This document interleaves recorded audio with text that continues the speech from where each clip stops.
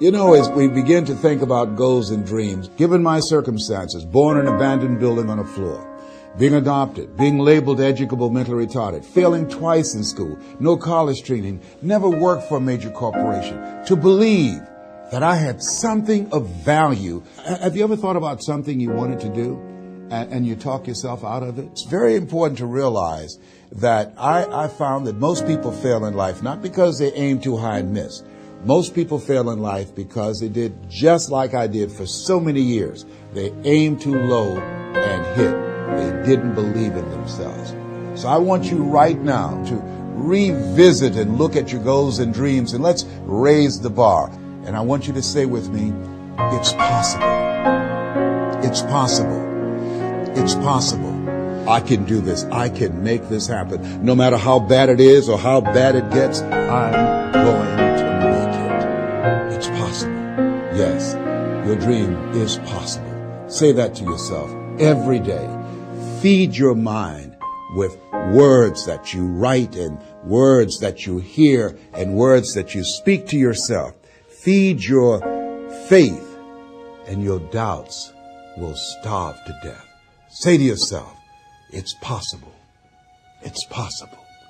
It's possible. Even when you have no evidence to point to, say to yourself, it's possible. There's nothing as powerful as a made-up mind. It's a struggle sometimes to do that, especially when you have people around you telling you that it's not possible, that you can't do it.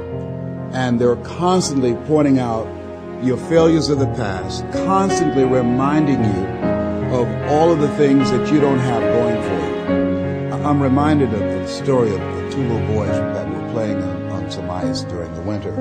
And as they got further out on this ice, one fell through the thin ice. And so the little fellow that was still on top of the ice, he was trying to save his little buddy. And he couldn't reach him. He was trying to pull him. He could see him through the thin ice as he got further away from him, struggling.